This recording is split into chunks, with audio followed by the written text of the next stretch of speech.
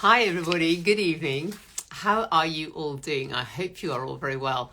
I'm going live tonight to talk about everything to do with eyes, eye tweakments, eye surgery, a bit of eye health if we've got the time, with Dr. Elizabeth Hawkes, who is an oculoplastic surgeon and also a consultant ophthalmologist. So she knows a great deal about eyes. And hi, all of you who joined already. How very nice to see you. I'm sorry I'm a couple of minutes late. I got to that point of not being able to log into my own account through password changes and all the rest of it. But here I be. So I've got a lot of questions already, sheets and sheets of them, which Elizabeth and I will try to crack our way through. So let's see, we need to get Elizabeth in here and then we'll get going, because this is a topic that I know catches eyes, heavy eyelids, or for puffy bags under the eyes, all the other things in between. So hi there. Hi. Brilliant. Thank you so much for joining so quickly and neatly. And how are you doing today? Really good, thank you. How are you? Nice to see you. I am fine, though I got caught out by not having acknowledged the latest password update. Anyway, so that's what took me a couple of minutes to get in. I suddenly thought, oh, can't be locked out of my own account. But anyway, now, I mean, eye stuff, what is the most sort of common thing that people come to you for? Because I was saying you are an eye surgeon, a cosmetic eye surgeon primarily, but you're also a consultant ophthalmologist. Is heavy eyelids and hooded eyes the main thing that brings people your way, if there had to be one thing? Definitely. I'd definitely say most of my consultations at the clinic are for surgical rejuvenation, and upper blepharoplasty is more common than lower blepharoplasty. Okay. I've divided all our questions into surgical, non-surgical, and then kind of eye health and others. So I think if we start with, I mean, what I get asked so much about is eyelids, heavy eyelids, and what can we do? And we'll come on to non-surgical in a bit, but the difficult in the a lot of people don't want to go straight to surgery, but an upper blepharoplasty is a pretty straightforward operation as operations go, isn't it? And that's the kind of quickest, cleanest way to lift the upper eyes. Yeah, I mean, after years of training, you can perform upper eyelid blepharoplasty safely with good cosmetic outcomes and high patient satisfaction. And really, surgical upper blepharoplasty does still remain the gold standard to address excess folds of upper eyelid skin. Okay, so for the question about lifting lids, that is the best treatment. Here's somebody saying, Elena saying, would love upper bleph, but scared in case it goes wrong. How to prevent that? Yeah, that's a good question. Lots of patients are worried about the risk, because when you talk about eyelid surgery, obviously, you know, there is an eyeball in the middle, and lots of patients are worried. Yeah. But luckily, you know, upper blepharoplasty surgery is safe surgery.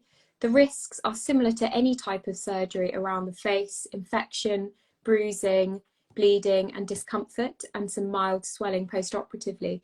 But on the whole, there are numbers that we have to follow surgically. So in terms of taking too much skin, that rarely happens now, because there are certain numbers that we have to follow.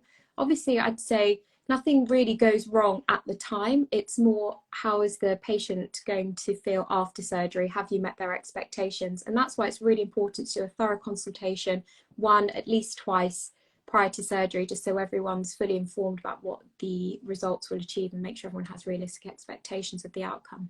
Okay, so that's really interesting about the amount of skin you have to leave. So you have to measure it out pretty precisely, I presume.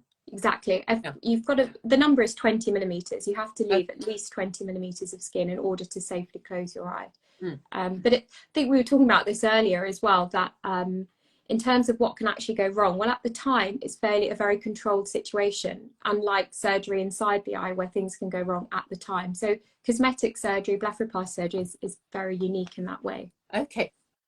How to reduce bleph scarring, somebody else asks. Yeah, so that's a good question actually. Everyone always is surprised when we go through the consent process and I say, oh, there's always a risk of scarring, because lots of people talk about scarless blepharoplasty surgery. But Mm. essentially, exactly, that essentially when you make a cut in the skin, there's always going to be a mark and there will always be a scar. Obviously, every care is taken at the time of surgery in terms of every single step, how much heat you use, what sutures you use to close the incision, where you place your incisions. Luckily, eyelid skin heals very well. And if we all look at our own eyes, you smile, there's lots of natural lines that you can carefully place your incision in. And then there's a strict scar protocol that I have all my patients follow after surgery as well in order to minimize that. But I'd say there is a small risk of scarring, but it's usually very, very minimal. Yeah, but the scar is pretty small, isn't it? I mean, for people who are watching who don't know, I've had upper blepharoplasty twice now in the past dozen years, and the most recently with Elizabeth, which was 2 years ago. 2 years ago, yeah. And the scar is minimal. I know certainly after the first time, I was having my eyes done by my eyelashes done by a technician who said, you know, I said, I presume you must be able to see it very clearly because we were talking about it. And she said she had actually no idea. And I thought maybe she just hadn't seen that many, because it's a fine line, but it is definitely a line. But then nobody is going to see that unless it's you looking in a 20 times magnifying mirror, which probably I shouldn't be using anyway. But yeah, that's what I say to my patients. So the only people that are going to see the scar are you, because it's your face, and me, because I'm your surgeon, I'm looking for it. Oh, but most of the time you don't really see it. And it's interesting you said your eyelash technician didn't notice your scar. Yeah. Oh, Helen, why would I need it twice? Because I've got the kind of saggy eyelids that just keep on producing more skin. I mean, it was the kind of thing I'd wanted to have done for a long time. I had it done in 2012, I think. And I think at that time, 8 millimeters of skin was taken out.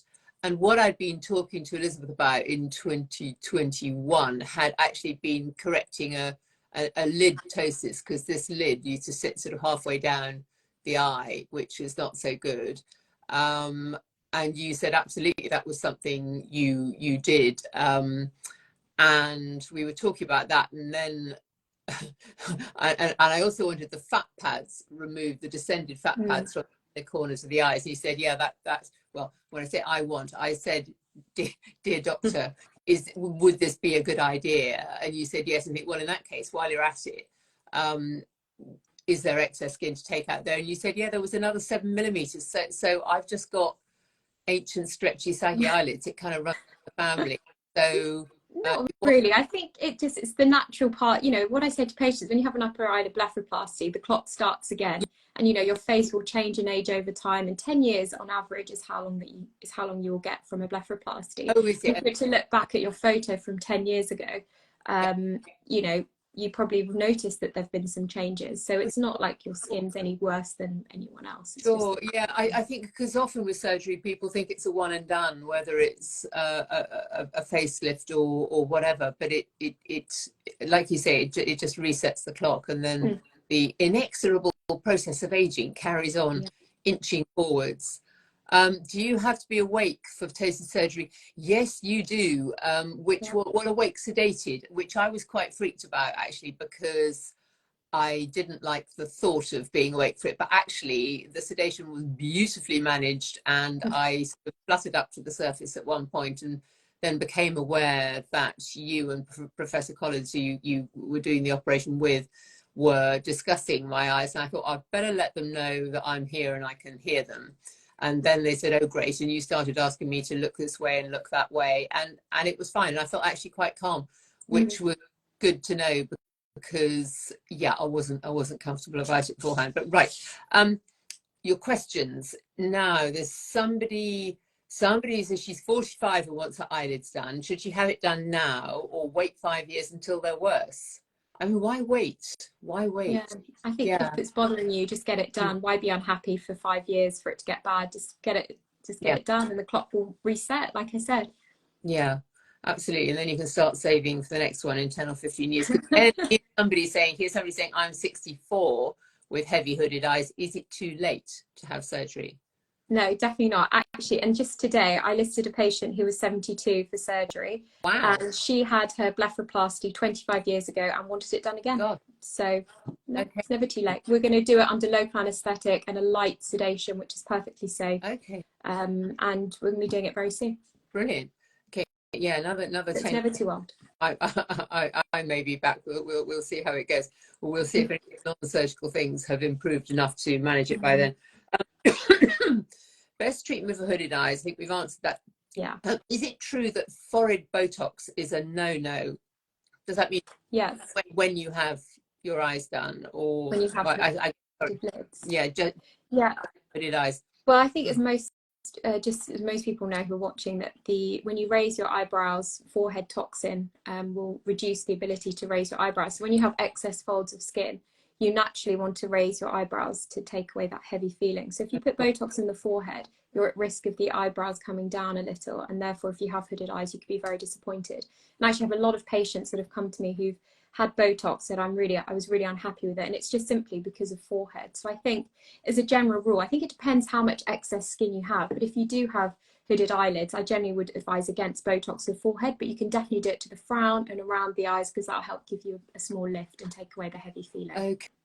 Okay, and Lorraine, you had it done 20 years ago, and it was the best thing. Yeah, it is good, isn't it? I was so glad I've had it done after years and years of thinking, ooh, I don't know, ooh, would I ever? And it was pretty straightforward in that, like 2 weeks of recovery, and it's fine, and nobody else sort of thinks anything drastic has happened, but you know, for my own self, looking in the mirror, it just made such a difference. Now, what about lower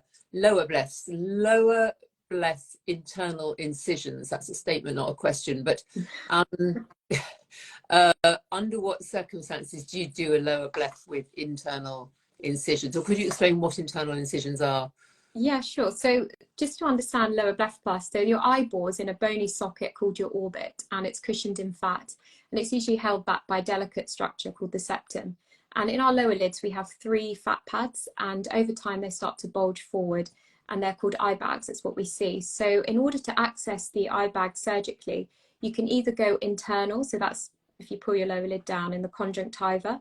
So there's obviously a scar, but it's an internal scar, or you can go external where you make a cut underneath the lashes. Or you can do sort of combination of the two. In terms of deciding whether you go internal or external, my #1 approach would always be to go internal. However, in some patients, if the lid is very loose or if there's excess skin, you would need to go external so that you're able to support the lid in order to get longevity and the best results, which is a smooth appearance. Okay. I see Dr. Ewan has joined us. Hello, Dr. Ewan. Are you not still on duty? He works absolutely all hours doing about different jobs up in Cambridge at the moment, I think. But no, with the internal incision and the scar being internal, does that ever cause irritation on the inside of the eye? It usually doesn't. Transconjunctival is the medical term. Does it cause? No, I've not had anyone who's had discomfort. I like to put a small suture in that dissolves. I know not everyone does. Yeah. But it doesn't usually cause discomfort at all. No. Okay. Just curious. Yeah, it's a good thought. Oh, and another question which I had no idea about. How does a brow lift through the upper eyelid work? What's that called? Well, that's a good question. That's called an internal suture blepharoplasty. So actually, when you're in an upper eyelid and you've made your skin crease incision, there's actually quite a lot you can do at that stage. So ptosis that you mentioned, you can lift the height of the lid and make the eye more open, but you can also raise the brow. So you just extend your incision upwards, and it works extremely well to raise the tail of the brow laterally. I call it more of a support suture, so it's not going to lift your brow as effectively as, say, a direct brow lift, but it will support the outer tail of the brow, and it's something I do in quite a lot of my patients, an internal suture blepharoplasty. So you essentially you're elevating the brow and supporting it to a high position on the bone. It works extremely well if, say, you're presenting for blepharoplasty, you look to the side, you have a lot of temporal hooding, so you have a lot of excess skin on the outer aspect of the lid. It's quite important to do a blepharoplasty because firstly, it stops the brow coming down later on down the line, and also it means you get a cleaner show of the eyelid laterally, which is what a lot of patients want. Cool. I should have asked for that. Actually, no. Well, you don't need it because your brows aren't low. So if you, I'm not one, and you don't have a lot of excess skin laterally. So I don't just do it on everyone routinely. It's, you know, if your brows are low, if you have a lot of excess skin. Then there is another suture you can do as well. It's called a brassiere suture, which is it's another support suture of the brow fat pad, which again can work quite well if you've got excess skin, but that one won't raise the height of the brow. So there's quite a lot of surgical techniques that you can modify to get the best results, depending on what the patient's concerns are and what findings they have on examination. Okay. Question on the screen: how common are upper blepharoplasty tweaks after surgery due to asymmetry in one eyelid lifted not as much as the other?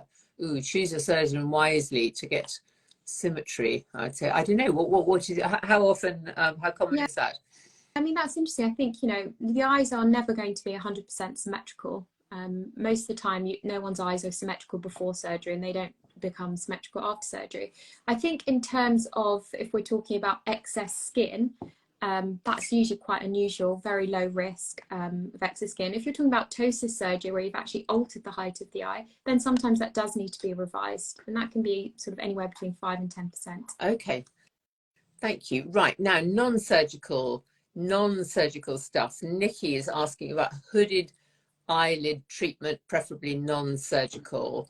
What could people try for that? I would say stick to Botox. So Botox to the glabella complex and Botox to the orbicularis to try and raise your brow. Otherwise, to the best of my knowledge, I think non-surgical devices don't really work. They actually do have quite a lot of downtime with bruising and swelling. And actually, I think surgical blepharoplasty is cleaner, it's more precise, it's neater, and you get far more effective results. Okay, Elizabeth is for the upper lids. Point the finger at me, who has just had a plasma treatment all across my eyelids, because I'm really curious to see what it can do, because this Neogen plasma is one of the very few treatments that can be used, one of the few energy treatments that can be used directly across the eyelid without protective metal contact lenses or plastic ocular shields inside the eye. Tixel is another one you can use, or radio frequency thermage is indicated for use around the eye, isn't it? But I know when I asked a Neogen practitioner last year, saying, "Ooh, my eyelids, they always need a bit of support," and he said I didn't really have enough sort of skin for it to be to give a brilliant result. But because I was trying it out, I asked for a heavy pass around the eyes, and that has taken a while to heal. And I won't know the extent of the skin tightening and retraction I'll get for another month or two yet. So, okay, so listen to the expert, listen to the doctor who says toxin, and also that's quite a simple and straightforward thing, isn't it? Energy treatments, they're very fashionable at the moment, but they tend to be quite a big investment of time and money and possibly downtime. Exactly. It's never a one-off treatment. You'll probably need multiples. So financially, it's similar. But you know, surgery is not for everyone. Some patients, if you say surgery, especially around now, they're absolutely terrified. So again, it all goes down to patient preference. Yeah, Helen, same thing for tonus, smooth eyes, or soft wave. A soft wave you can take up to the lower lash line and around the bony part of the eyelid. I saw a very small skin retraction with that. There was a change, but it was quite small. Oh, hi, Dr. Uchenna. I hope this isn't making you too squeamish, all this talk about knives and things. On lower bleph, Lisa is asking the healing time. Is the healing time longer for a lower bleph than an upper bleph? Yes. So you normally expect a little bit more swelling in the lower eyelid blepharoplasty. Mainly because it's part of the mid-face, you can get more swelling. But on average, most patients, well, any sutures that are in, I always take out at day 7. I actually like to do that myself. And then you can sort of really get an impression of how the healing process will be. And then I normally say make up 10 days after surgery. but it depends on your job and what you do. But most patients, after 2 weeks, the bruising and swelling has settled, whether it's upper or lower, and you can return to normal activities. But it does vary from person to person. And no contact lens wear for 2 weeks. Yeah, I was thinking, because you can't wear contact lenses, if you, like me, or a contact lens wearer, then you have to wear glasses. Exactly. Nobody's going to notice anything going on around your eyes anyway. Exactly. Exactly. I'm asking, what's the average cost of an upper bleph? I don't know about the average, Elizabeth. What are your prices in the smartest part of central London? So we're charging 5,000-ish for an upper and 6,000 for a lower. Okay. But it depends on the assessment. You know, it can be more if you're doing a brow pexiotosis, etc. Sure. So in other urban centres at the other end of the country, maybe 4, or does it depend? Does it simply depend on the reputation of the surgeon? I don't think so. I think you know, even though I'm based on Sloane Street, I'd say our prices are fairly average. Okay. That's good. Yeah. Yeah. I always hesitate to that people think I think Harley Street and Sloane Street is in any way average, but it's good to know you're not charging that much extra. Somebody asked me about procedures for large tear troughs under the eyes. Mm-hmm. I guess apart from a lower bleph. Apart from lower bleph. So from a surgical, you'd reduce the fat and reposition it, and that would work really well. So you actually move the eye bags to fill the tear trough, the hollowing, and that works very well. I mean, if it is just a large tear trough due to volume loss and you're suitable, you'd look at options such as dermal filler, so tear trough filler, a gel that will fill the volume. If you, that's probably the best option. Okay, Claire, no, it's five grand for the whole thing. You would never treat just one eye on its own, would you? I mean, I remember when you were doing the ptosis in my eyes, I was saying, well, it's only this eye. You said, well, if you didn't treat the other eye as well, it might age differently and unbalance itself differently. So, yeah.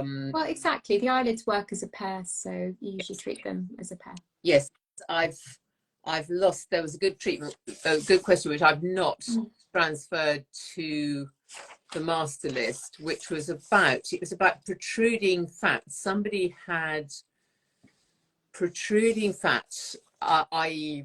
there is a bulging fat pad in her lower eyes, obviously. And okay, minimizing hereditary eye bags, protruded fat without surgery. I saw that question. Yeah. So I think it's firstly, like I was saying, understanding how you get eye bags. So it's the orbital fat that starts to bulge forward because the septum weakens. So when you see the septum surgically, it really is paper thin. So you've just got to be very delicate when you're dealing with the eyelids. Don't rub your eyes aggressively. If you're taking contact lenses in and out your eye every day, be very gentle. Care taken for when you're taking your makeup off, etc. So that's sort of the preventative measures you can take. SPF, avoiding the sun, sunglasses, hats at all times, because the eyelid skin does age quicker. And the muscle, the orbicularis oculi muscle, which is a sphincter muscle around the eyelid, is a very active muscle where we blink on average 12 times a minute. So it's constantly working and is very prone to changes of aging. So that's preventative. And then what else could you do? You could look at, this is where I think the non-surgical devices do play a role for the lower eyelid. So treatments such as the Morpheus 8 could work, but really they don't go deep enough to get to the fat pads, to the ones that I know of anyway. So it's probably things like Morpheus 8, radio frequency is what I would suggest. Yeah, but that might strengthen the skin a bit to hold it up a bit more firmly. Yeah, okay, might be. Yeah. But once that septum's loose and the fat's bulged forward, there's very little you can do about it. So it's sort of about preventing that. And obviously, you know, if it runs in the family, you know, I have done lower blepharoplasty surgery on someone who's 26. So she was about 6-7 weeks ago. She's had a great result, but I have a very, very high threshold of doing any type of surgery inside around the lower lids, or any type of surgery really in younger patients. Sure, but if it's a hereditary thing, and it was worthwhile doing. We met multiple times. She'd seen other colleagues as well, and it was definitely the right decision for her. Okay, how interesting. Susan saying, I had upper and lower bleph, but have been left with a slight pinch of the outer skin. Is there anything that can be done? You could just excise the pinch of skin. If it's a bump, you could just simply excise the skin, do a small skin pinch under local anaesthetic. That would be reasonable. Okay. Goodness, there's so much you can do, isn't there, in the little sort of detail bits around. Botox doesn't help crow's feet, says this question. Any new treatment? Ooh, what about polynucleotides? Yeah, so polynucleotides, everyone's talking about them. Could you, Everyone's excited in the industry. yeah, could you explain a bit about what they are? Yes, so there's lots of different brands, but polynucleotides essentially are building blocks of DNA. So it's what makes up our DNA. So they're injected all around the face, and essentially they encourage our cells to regenerate. So it's a skin booster, a skin quality treatment. So similar to Profilo, which works by flooding your cells with hyaluronic acid, polynucleotides is more in liquid, and it will stimulate your own cells to regenerate. I really like it around the tear trough region. I have been using it in my practice for a few months now with good results. I think it's a great option in patients who wouldn't be suitable for tear trough filler. So patients who don't want it, patients who anatomically wouldn't be the right case, and even patients with festoons as well. I've tried it on. So yeah, I think it's good. That could be used for crow's feet. You could try. But Botox is usually first line for crow's feet with smart lines. So somebody else saying it, this one wasn't it, saying it doesn't help, which tends to make me think, well, maybe it wasn't placed in exactly the right place for you. It's the muscles creating the movement. So if the right muscle is targeted, you'll get that result. Now, onto more general eye things. These are questions that come in, including, well, should we start with, does the menopause affect eyes? Mine seem to be deteriorating, says this person. So it can do.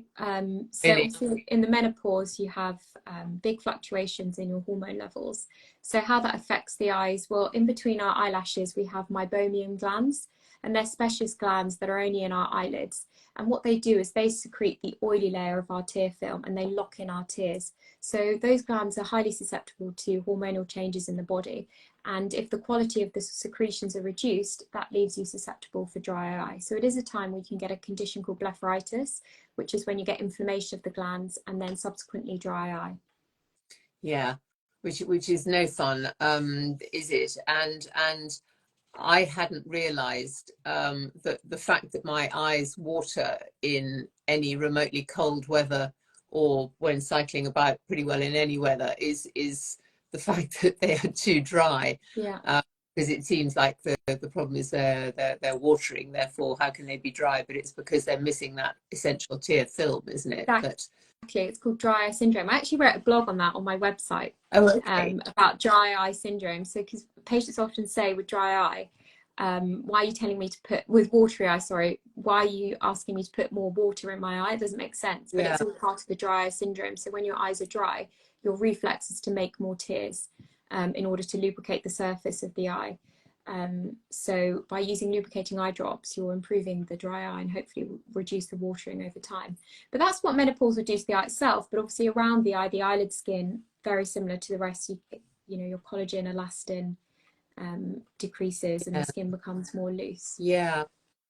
Can you still wear lenses when you have blepharitis? Yes, you can, can't you? You just need to be more on it with those lubrication drops.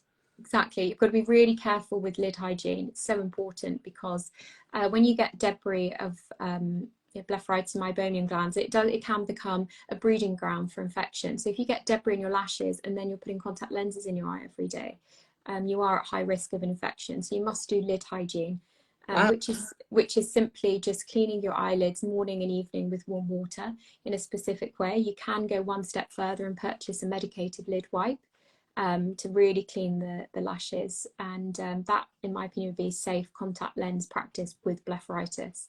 Also use a lubricating eye drop because contact lens wear itself is another risk factor for dry eye, and see an optician every year for an assessment. Yeah, so lid hygiene, if you've got these medicated wipes, or could you use a cotton bud, or is that only going to add more debris? How do you use a cotton bud, yeah, or a cotton pad, I usually say. Yeah. So essentially the glands are actually where I see, can't see, but it's where I put my eyeliner, the waterline. Yeah. So I'm really inflaming my glands right now, but that's probably, I'll take it off properly later. Okay.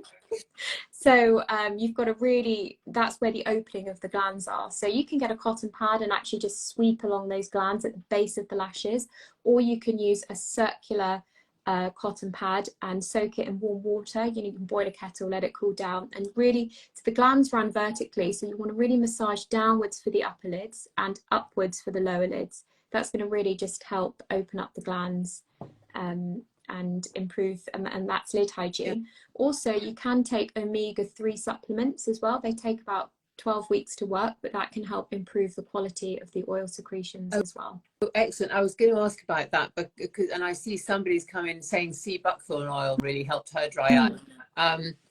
Because I had an eye-related disaster earlier in lockdown, and have been, when I went back for my 2-year checkup with the lovely cornea specialist, he harumphed at my eye film, tear film, and said it was really rubbish quality, and to eat more omega-3s. And I protested, saying I eat lots of oily fish and I take supplements. And he said, well, just take triple the amount of supplements, as you said, for the next 3 months. Yeah. Just to get the levels back up, because it's pretty rubbish at the moment. I mean, he said it more kindly than that, but that was the gist of it. I thought, okay. Yeah, that's the thing about eyes. Even though it's a small organ, that's why I always say it only measures on average 24 millimeters. There's about 9 different subspecialties. So we all have our areas of expertise. So I'm an oculoplast, I've specialised in eyelids. But like you said, dry eye is very much in the realm of a corneal specialist, people who specialise in the cornea, the clear part of the eye. So they're going to give very, very good advice on how to manage dry eye and blepharitis. He was brilliant. Now we pretty well had questions, so anybody who's got any more questions in there, but pop them in quick, we will run, because I can hear, can you hear this? I think it's Springsteen in the park. The wind is coming the right way. We've had sound checks all afternoon coming up. It's very exciting. Now a chalazion, is that the one on the eyelid? What is that, and what can you do about it? Well, that's all linked actually to what we've been talking about, blepharitis. So sometimes these meibomian glands get blocked, and when they get blocked, you get a chalazion. So they appear sort of like a little bump, like a plum-like swelling anywhere in the upper lid, anywhere in the lower lid. We have about 25 of these meibomian glands in the upper lid and about 15 in the lower lid. And if they become blocked, it can cause a chalazion. It's something I see a lot of. The management is always conservative, so hot compress, like I was showing about the lid hygiene, but really do it more with more massage, about 4 or 5 times a day, and sometimes they can resolve on their own. Sometimes if they don't, they can last 6 months up to a year, and they can be quite bothersome for patients. You can easily remove them. It's all done from underneath the lid, so the incision is made underneath the eye, so there's no external scar, and it's essentially like, it may sound silly, it's essentially like popping a spot, but underneath the lid, and just pus comes out. I will film it one day, actually. Yeah, I'm sure there's some videos on pimple popper or something, but it's very similar to that, and it has a very high success rate. Okay, well, that's good to know. Thank you. Yeah. And I won't name the brand, but somebody was asking, can eyelash growth stimulating serums really cause eye hollowing? So these will be products that contain either something like blepharoplasty, which is a medical, so prostaglandin, or prostaglandin analogues, which are the over-the-counter versions of these eyelash serums. But could you talk about that a bit? Yeah, no. They can cause atrophy of the orbital fat, and that's something we've seen. I did actually present a case a few years ago at one of the meetings of it was they've all derived from glaucoma drops. So glaucoma is a condition where you have raised pressure in the eye, and the drops are essentially to reduce the pressure. And one of the first drops was a prostaglandin analog, Lumigan bimatoprost. And what they noticed was, yes, it reduced the pressure in the eye, but also some of the side effects were your eyelashes got longer. So of course that was then used by the cosmetic industry and how can this be used. But also what they didn't say were the unwanted side effects. So what it also can do is it can cause atrophy of the fat, and it can cause pigmentation. So if you've got blue eyes, your eyes could go dark. It can also cause pigmentation of the skin, and it also can be quite irritating to the eye itself. Yeah. So okay, so be cautious with those things. Yeah, be cautious. Yeah, only use it if you really, really want your lashes to grow. And I have prescribed Latisse, which is the trade name for it. I have prescribed it in patients, but not in someone who already has long lashes, so they want them longer. It's more in patients who actually have genuine lash loss, if they've had medical conditions, or if they've had surgery that's led to lash loss, or if they pull their lashes out. There's different reasons, and then it's definitely worthwhile. Yeah, terrific. Okay, last question on here, Tracy, is what are the things you should look for when choosing your eye surgeon? I would say study their before and afters carefully. I don't know, what else can you do? Google reviews? Yeah, I mean, I think you've just got to, whoever you connect with is your surgeon. I think it's a very personal choice. I think, you know, everyone's different, and at the end of the day, if all of us oculoplastic surgeons, we're registered with BOPS, which is the British Oculoplastic Surgical Society. We're all registered with that. We're all on the website. That's our society. There's the European Society as well.